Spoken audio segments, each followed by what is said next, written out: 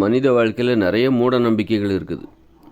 இப்போ நம்ம அப்போ உணவில் நமக்கு ஒரு மூட நம்பிக்கை எது? தானியங்களை சாப்பிட்றது, மாமிசங்களை சாப்பிட்றது, இதெல்லாம் மனித உணவு மூட நம்பிக்கை. அது மாதிரி இருப்பிட மூட நம்பிக்கை, வசிப்பிட மூட நம்பிக்கைன்னு ஒன்று இருக்குது. எங்கே வசிக்கணும்? அப்போ அதாவது இப்போ பாலைவனத்தில் வசிக்கிறாங்கல்ல, அவங்க அது பெரிய மூட நம்பிக்கை. பாலைவனத்தில் போய் அது அது அது மனித வாழ்க்கைக்கு ஏற்ற இடமே கிடையாது. அங்கே போய் வசிக்கிறாங்கல்ல, அது ஒரு மூட நம்பிக்கை. அது மாதிரி பார்த்திங்கன்னா, இப்போ பூமியில் எவ்வளோ இடம் இருக்குது, வாழ்வதற்கு ஏற்ற இடங்கள் எவ்வளோ இடம் காலியாக தான் கிடக்குது. அதையெல்லாம் விட்டுட்டு நீ போய் வாழ்வதற்கு இடமா இல்லைன்னு சொல்லிட்டு நீ பாலைவனத்தில் போய் வாழ்கிற. அது மாதிரி பார்த்திங்கன்னா சில இடங்கள் பனி மூடிய பனி பிரதேசங்கள், வருடத்தில் ஒரு 3 மாதமோ 4 மாதமோ முழுக்க முழுக்க 1 அடி 2 அடி உயரத்துக்கு கூட பனியால் மூடப்படும். அந்த பகுதிகளில் மக்கள் வசிக்கிறாங்க. அதுவும் ஒரு மூட நம்பிக்கை தான். அதுவும் ஒரு மூட நம்பிக்கை. அப்போ இன்னொரு மூட நம்பிக்கையும் இருக்குது. மலைகளில் வசிப்பாங்க. மலைகளில் பார்த்திங்கன்னா, ஒரு வீடியோவில் பார்த்தேன். என்னென்னா ஒரு மலைகளில், செங்குத்தான மலைகளில் கட்டை கட்டி அதை கட்டையை பிடிச்சிட்டு ஒரு பெண் தனது முதுகில் ஒரு குழந்தையும் தனது சின்ன குழந்தைய அந்த கட்டையில் ஏற்றி அதுக்கு மேலே வசிக்கிறாங்க. கடத்தருக்கு போகணுன்னா அந்த கட்டையிலேருந்து கீழே இறங்கி ஒரு 1.5 அடி அகலம்தான் ஒரு பாதை இருக்குது. அது கீழே பார்த்தா பெரிய மலை சரிவு, பெரிய பள்ளத்தாக்கு, நூற்றுக்கணக்கான. அதுலேருந்து தவறி விழுந்தாங்கன்னா அவ்வளோதான், மரணம்தான். அவ்வளோ கஷ்டப்பட்டு தான் நீங்கள் அந்த இடத்துல அந்த மலைகளில் வசிக்கிறாங்க. ஒரு தெளிவான சில மலைகள் பார்த்திங்கன்னா, இப்போ கொடைக்கானல், ஊட்டிலாம் பார்த்திங்கன்னா, ஏற்காடுலாம் பார்த்திங்கன்னா கொஞ்சம் தெளிவான சாலைகள் கூட இருக்கும். அது பெரிய பள்ளத்தாக்கு அப்படியெல்லாம் இல்லாமல் சாலைகள் கூட அங்கே இருக்கும், அகலமான சாலைகள் இருக்கும். ஆனால் இந்த ஒரு வீடியோ பார்த்தேன். என்னென்னா, ஒரு பெரிய உயரமான மலை, அதில் எப்படி ஏறுறாங்க அப்படின்னா, பாதைகள் வழியாக ஏறாமல் கட்டைகளை கட்டிட்டு கட்டையை பிடிச்சி மேலே ஏறுறாங்க. மலை ஏறுவது போல் ஏறி இறங்குறாங்க. மலை ஏறுகிற வீரர்கள்லாம் எப்படி ஏறுவாங்க, அந்த மாதிரி ஏறி இறங்குறாங்க. கடத்தருவுக்கு போகிறது. ஆனால் நாகரிகமான ஆடைகளை அணிஞ்சிருக்காங்க.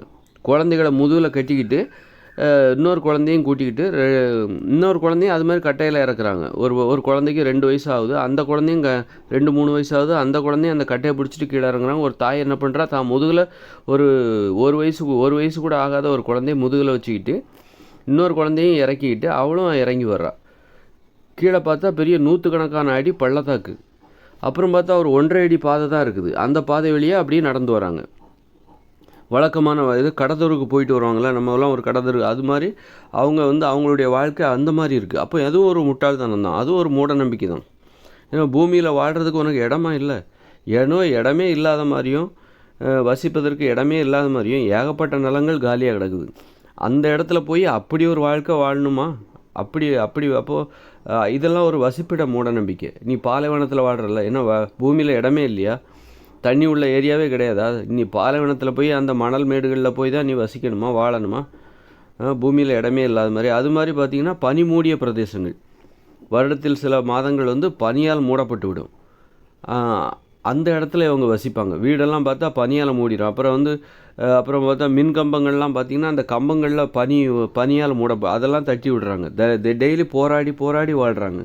அப்படி போராடித்தான் வாழணுமே என்ன? பூமியில் இடமே இல்லையா அவனுக்கு? இந்த மாதிரியெல்லாம் மனுஷங்க மூட நம்பிக்கையோடு வாழ்ந்துட்டுருக்காங்க. இது எப்படி இது மாதிரி ஒரு மூட நம்பிக்கை? இப்போ ஒரு குடும்ப உறவில் பார்த்திங்கன்னா கணவன் மனைவி அடிச்சுக்கிறாங்க, சண்டை போட்டுக்கிறாங்க. ஒரு நல்ல ஒரு இணக்கமான உறவு முறை அங்கே இல்லை. ஆனால் அவங்களோட வாழ்கிறாங்க பார்த்திங்களா? அதே மாதிரி தான் இதுவும். எப்படி அவங்க ஆனால் புருஷன் முன்னாடியே வாழ்வாங்க, அடிச்சு விடுவாங்க, பிடிக்கவே பிடிக்காது, ஆனால் ஒன்றா வாழ்ந்துட்டுருப்பாங்க. பிரியணும், அவங்கள விட்டு பிரியணும் அப்படிங்கிற எண்ணம் வராது. அதுதான் மூட நம்பிக்கைங்கிறது. அது மாதிரி ஒரு பாலைவனத்தில் உன்னால் ஒரு தண்ணி குடிக்கக்கூட தண்ணி கிடைக்க மாட்டேங்குது. உன்னால் பகலில் வெளியில் வர முடியல. நைட்டு பார்த்தா கடும் குளிர், பகலில் பார்த்தா கடுமையான வெயில். இப்படி வெளியில் ஒழுங்காக வாழவே அந்த பகுதி தான் உனக்கு ஏற்ற இடம்னு நீ அங்கே வாழ்கிறல்ல, அது ஒரு மூட நம்பிக்கை. இப்படி மனுஷங்க அடிமைத்தனம். உனக்கு பிடிக்கலையா, சௌகரியமான இடத்த நோக்கி நகரு. பிடிக்காத ஒரு வாழ்க்கையை இதுதான் தனக்கான அப்படின்னு நினச்சிக்கிறாங்க. இது யாரோ சொன்னாங்கன்னு சொல்லிட்டு அதை அப்படியே கடைப்பிடிக்கும். இது நமக்கு பிடிக்கல அப்படின்னா, இது சரியில்லை அப்படின்னா அதுலேருந்து விடுபட தெரியல. இதுதான் அடிமைத்தனன்றது. இப்போ ஒரு பெண் தனது கணவன் தனக்கு பிடிக்கல, அவன் தன்னை அடிக்கிறான், அவமானப்படுத்துகிறான், அவனை எனக்கு சுத்தமாக பிடிக்கலன்னா அவனை விட்டு விடுபட முடியாமல், விலகி வர முடியாமல் அவங்களுடைய தனது வாழ்நாளை கழிக்கிறாங்களா? அதே மாதிரி தான் இதுவும். அது எப்படி ஒரு மோசமான மூட நம்பிக்கையோ, அதே மாதிரி தான் வந்து இந்த பாலைவனத்தில் வசிக்கிறது, பனி பிரதேசங்களில் வசிப்பது, அப்புறம் வந்து மலைகளில் வசிப்பது. மலைகளில் வசிக்கிறது கூட இல்லை, மலைகளில் வசிக்கலாம். ஆனால் அதுவும் பார்த்திங்கன்னா அந்த கட்டை கட்டி ஏறுறாங்க. கட்டையை பிடிச்சி உயரத்தில் மலை ஏறுகிறவர்கள், இப்போ மலை ஏறுகிறவர்கள் எப்படி ஏறுவாங்க அது மாதிரி ஏறி கடத்தருக்கு போயிட்டு வராங்க. ஒவ்வொரு முறை கடத்தருக்கு போகும்போதும் அந்த மாதிரி கட்டையை பிடிச்சி இறங்கி இந்த காங்கிரீட் கட்டடம் கட்டும்போது வந்து கட்டை கட்டுவாங்கள்ல, அது மாதிரி கட்டையை கட்டிட்டு பிடிச்சி குழந்தைகளெல்லாம் தூக்கி இறக்கி ஏற்றி ஸ்கூலுக்கு போகணுமா அது மாதிரி இறங்கி ஏறிக்கிட்டு இருக்காங்க. அப்போ எவ்வளோ மூட நம்பிக்கை போகிற, அது அடிமைத்தனம். ஒரு மாற்று வழியை நோக்கி அதாவது சொல்லிட்டாங்கன்னா அதை அப்படியே பிடிக்கிறது. ஒரு மாற்று வழியை நோக்கி நம்ம நகருவோம், நமக்கு இது பிடிக்கல, நமக்கு இது ஏற்றது கிடையாது, அப்படின்னு சொல்லிட்டு அதை விட்டுட்டு வேற ஒரு வழிக்கு போக மாட்டேங்கிறாங்க. யாரோ சொன்னாங்க, முன்னோர்கள் சொன்னாங்க, அவங்க இது தான் அப்படின்னு சொல்லிட்டு அதை அப்படியே கடைபிடிக்கிறது. அதில் அவங்க பெருமையாக நினச்சிக்கிறது. உண்மையிலே அது பெருமையானதா? பூமியில் இந்த மாதிரி வாழ்வதற்கு எவ்வளோ வழிகள், நல்லா எளிதான வழிகள் இருக்கும்போது தன்னைத்தானே சிரமப்படுத்திக்கிட்டு தன்னைத்தானே கஷ்டப்படுத்திக்கிட்டு வாழ்கிறாங்க பாருங்கள். அது அத்தனையுமே முட்டாள்தனம் தான். அதனால் வசிப்பிட மூட நம்பிக்கைன்னு ஒன்று இருக்குது. வசிப்பிட மூட நம்பிக்கை. நகரங்களில் வாழ்வது கூட ஒரு மூட நம்பிக்கை தான். நகரங்களில் வந்து பக்கத்து வீட்டுக்காரங்க கூட பேச மாட்டாங்க, பழக மாட்டாங்க. அங்கே வந்து மகிழ்ச்சியாகவே இருக்க முடியாது, ஒரு அமைதி என்பதே இருக்காது. ஒரு கிராமத்தில் இருக்கிற ஒரு அமைதி நகரங்களில் இருக்காது. அப்போ அது ஒரு நவீன மூட நம்பிக்கை. நகரங்களில் வாழ்வது ஒரு நவீன மூட நம்பிக்கை. ஒரு இயற்கையான சூழலில் வாழணும், அது மாதிரி நம்ம வாழ்விடத்தை அமைத்திருக்க வேண்டும். அப்படி அமைக்காமல் நெருக்கடி நிறைந்த நகரங்களை உருவாக்கி அங்கே வாழ்ந்துட்டுருக்கோம்.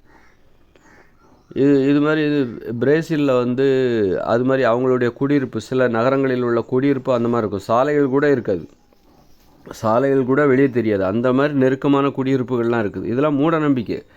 மனுஷங்க வந்து மூட நம்பிக்கை பல்வேறு வகையில், வெறும் மதம் சார்ந்தது மட்டுமே கிடையாது மூட நம்பிக்கை. உணவில் மூட நம்பிக்கை இருக்குது. மாமிசம் சாப்பிடுவது ஒரு மூட நம்பிக்கை. தானியங்களை சாப்பிட்றது ஒரு மூட நம்பிக்கை. தானியங்களை சாப்பிட்டா மூளை ஒழுங்காக வேலை செய்யாது. தானியங்களை சாப்பிட்டா மூளை ஒழுங்காக வேலை செய்யாது, உள்ளுறுப்புகள் ஒழுங்காக வேலை செய்யாது. மூளை ஒழுங்காக வேலை செய்யாத போது தான் அது மூட நம்பிக்கையாக மாறுகிறது. தப்பான நம்பிக்கைகளை ஏற்படுத்தும். இந்த தானிய உணவில் சாப்பிட்டிங்கன்னா தப்பான நம்பிக்கைகளை ஏற்படுத்தும். ஏன்னா வலிமை அதிகமாகும். தானியங்களை சாப்பிடும்போது வலிமை அதிகமாகும், அளவுக்கு அதிகமாகும். அப்போ வந்து அவங்களுடைய மனித நம்பிக்கையும் அது அளவுக்கு அதிகமாக மாறும். மனுஷங்க தன்னை பற்றி மிகையாக நினச்சிப்பாங்க, நம்ம வந்து பெரிய வலிமை நிறைந்தவர்கள். அப்போது நம்மளுடைய கனவுகளும் ஆசைகளும் மிகப்பெரியதாக தான் இருக்கணும் அப்படிங்கிற தப்பான நம்பிக்கைகள் ஏற்படும். அதை நோக்கி அவங்க போகும்போது விபத்துகள், ஆபத்துகள்லாம் அழிவை நோக்கி மனித வாழ்க்கை போகும். தானியங்களை சாப்பிடும்போது தப்பான நம்பிக்கைகள் ஏற்படும், தப்பான இடத்துக்கு வழிகாட்டும். அந்த மூளை என்பது நீ வந்து சாதாரணமான ஆள் கிடையாது, உன்னால் விண்வெளிக்கு போக முடியும், உன்னால் இப்படி ஒரு உலகத்தை உருவாக்க முடியும் அப்படின்னு தப்பான நம்பிக்கையை ஏற்படுத்தி அதன் மூலம் அந்த தப்பான நம்பிக்கையை நோக்கி நீ போகும்போது அதனால் ஏற்படுகிற விபத்துகள், ஆபத்துகள், அழிவுகள், குற்றங்கள், நோய்கள், அதுதான் நம்ம இப்போ சந்திச்சுக்கிட்டு இருக்கோம். தானியங்களை சாப்பிடும்போது என்ன ஆகுதுன்னா உடம்புல பல மடங்கு வலிமை கூடுது. உடனே அவனுக்கு வந்து தன்னை பற்றி என்ன நினைக்கிறாங்க மனுஷங்க, நம்ம ரொம்ப பெரிய வலிமை நிறைந்தவர்கள், ஆற்றல் நிறைந்தவர்கள் அப்படிங்கிற நினப்பு அவங்களுக்கு வருது.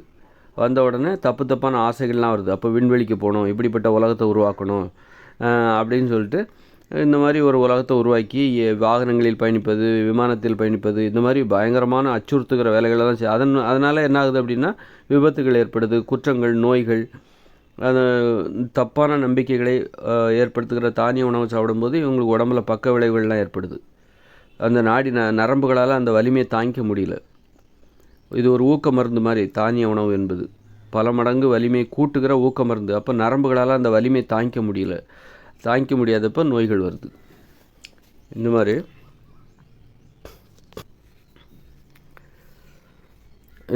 மாதிரி வசிப்பிட மூட நம்பிக்கை என்பது, இப்போ இந்த மாதிரி பாலைவனத்தில் வசிக்கிறாங்களா, அதுக்கெல்லாம் இந்த தானிய உணவு தான் காரணம். பாலைவனத்துலேயே உன்னால் வசிக்க முடியும், அது நீ படுறது கஷ்டம்னு கூட உனக்கு தெரிய மாட்டேங்குது. அது மிகப்பெரிய கஷ்டம். பாலைவனத்தில் வசிக்கிறது, பனி மூடிய அந்த பகுதிகளில் வசிப்பது, பனி பிரதேசங்களில் வசிப்பது, இந்த மலைகளில் ஏறி இறங்குவது, செங்குத்தான மலைகளில் இவங்களாவே கட்டை கட்டி இரும்பு பைப்புகளை கட்டிக்கிட்டு அதை பிடிச்சிக்கிட்டு ஏறுறாங்க. ஒரு ஏணி கூட வைக்கணுங்கிற எண்ணம் வரல அவங்களுக்கு. அதில் ஒரு ஏணி வைப்போம் அப்படிங்கிற எண்ணம் கூட வரல. அந்த கட்டைகளை வரிசையாக அடுக்கி கட்டிக்கிட்டு அதை பிடிச்சி ஏறி இறங்கிட்டு இருக்காங்க. ஸ்கூலுக்கு போனாலும் சரி, இங்கே கடத்தருக்கு போனாலும் சரி, அந்த மாதிரி ஏறி இறங்கிட்டு இருக்காங்க. அந்த அளவுக்கு அது காரணம் என்னென்னா, இவங்க இந்த தானிய உணவு சாப்பிடும்போது மனுஷங்க நாம் வந்து பெரிய வலிமை நிறைந்தவர்கள், நாம் இப்படி தான் நம்மளால் இப்படி இதெல்லாம் பண்ண முடியும் அப்படின்ட்டு அந்த மாதிரி கஷ்டப்பட்டு அவங்க வாழ்கிறாங்க. ஆபத்துக்களை எதிர்நோக்கிட்டு ஒரு அழிவை பற்றி கொஞ்சம் கூட பயப்படாமல் அவங்க வாழ்ந்துட்டுருக்காங்க. அதுக்கெல்லாம் இந்த தானிய உணவு ஏற்படுத்துகிற தப்பான நம்பிக்கைகள் தான் காரணம். நீ தானிய உணவு சாப்பிட்லன்னா அப்போ தான் நீ மனுஷங்கன்னா யார், நாமெல்லாம் எளிமையானவங்க, எளிமையான வலிமை தான் நமக்கு அப்போ ஏற்படும். தானிய உணவு சாப்பிடாம வெறும் மனித உணவுகளை மட்டுமே சாப்பிட்ணும். அப்போ தான் மனுஷங்க தன்னை பற்றி எளிமையானவர்களாக உணர்வார்கள். நாமெல்லாம் எளிமையானவங்க, எளிமையான ஆசைகள் தான் நமக்கு ஏற்புடையது, நமக்கு பொருத்தமானது, எளிமையான ஆசைகளுக்காக வாழ வேண்டும், ஆபத்துகளை எதிர்நோக்கிற ஒரு வாழ்க்கை வாழக்கூடாது அப்படிங்கிற அந்த அழிவுகளையோ இதெல்லாம் நம்மளால் போகக்கூடாது, அந்த மாதிரி வாழ்க்கை வாழக்கூடாது அப்படிங்கிற நினைப்பு எப்போ வரும்னா உணவில் தான். நீங்கள் சரியான உணவு சாப்பிட்டா மட்டும்தான் அப்போ மனுஷங்க பாதுகாப்பான ஒரு வாழ்க்கைக்கு மாறுவாங்க. அழிவை நோக்கியோ ஆபத்து நிறைந்த வாழ்க்கையை நோக்கியோ போக மாட்டாங்க. அதனால் இப்போ இந்த பாலைவனத்தில் வசிக்கிறவங்க, அப்புறம் வந்து பனி மூடிய பிரதேசங்களில் வசிப்பவர்கள், அது மாதிரி செங்குத்தான மலைகளில் ஏறி இறங்கி ஒரு தேவைக்காக ஏறி இறங்கிட்டு வசிக்கிற மலை ஏறுகிற வீரர்களைப் போல் வசிக்கிறாங்கள்ல, அவங்கெல்லாம் என்ன பண்ணணுன்னா 2040க்குள்ளே மாற்று இடம் தேடணும். வாழ்விடத்திற்கு மாற்று இடத்தை நோக்கி நகரணும்.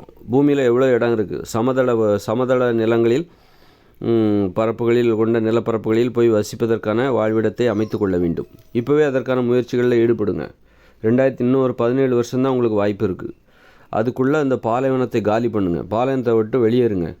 பனி மூடிய பிரதேசங்கள் இருக்குல்ல, வருடத்தில் வந்து ஒரு 6 மாதம்தான் அங்கே நல்ல ஒரு இயற்கையான சூழ்நிலை இருக்கும். மற்ற நாட்கள் ஃபுல்லாக பனியால் மூடப்பட்டிருக்கும். அந்த இடத்த விட்டுலாம் வெளியே வாங்க. நல்ல சமதள பரப்புகளுக்கு வாங்க. நிறைய நிலங்கள் காலியாக கிடக்குது, அங்கெல்லாம் வந்துடுங்க. அது மாதிரி செங்குத்தான மலைகளில் ஏறி இறங்குகிற அந்த மலையேறுகிற வீரர்களைப் போல் வாழ்கிற மக்கள், அவங்கெல்லாம் அந்த இடத்த விட்டு காலி பண்ணுங்கள். ஏன்னா 2040க்கு அப்புறம் மனுஷங்களுக்கு வந்து இந்த மாதிரி தப்பான நம்பிக்கைகள்லேருந்து அவங்க விடுபட போகிறாங்க. அவங்க இந்த மாதிரி தானிய உணவுகளை சாப்பிட்றது, ஒரு அறிவுபூர்வமான வாழ்க்கைக்கு அவங்க மாற போகிறாங்க. இயற்கையாகவே அந்த மாற்றம் என்பது மூளையில் நிகழ்த்தப்பட போகிறது. மூளையில் ஒரு மாற்றம் ஏற்பட போகிறது.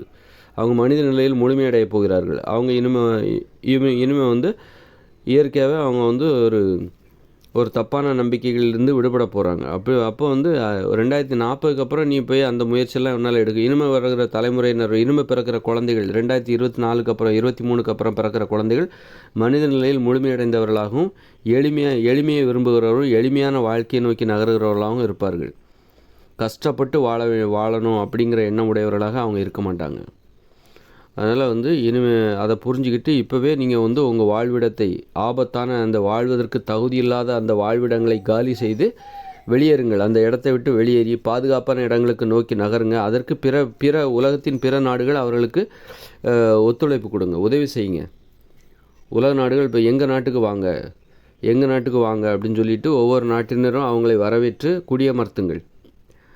பாலைவனத்தில் வசிப்பவர்கள், பனிப்பிரதேசங்களில் வசிப்பவர்கள், பனி மூடிய பகுதிகளில் வசிப்பவர்கள், அது மாதிரி இதுவரை மலையேறுகிற வீரர்களைப் போல வாழ்கிற பகுதிகள், அந்த மலைகளில் வசிக்கிற மக்களையும் நீங்கள் வந்து அந்த இடத்த விட்டு காலி பண்ணிட்டு கீழே வாங்க அப்படின்னு கூப்பிட்டு இதெல்லாம் 2040க்குள்ளே நம்ம செய்ய வேண்டிய நடைமுறைகள்.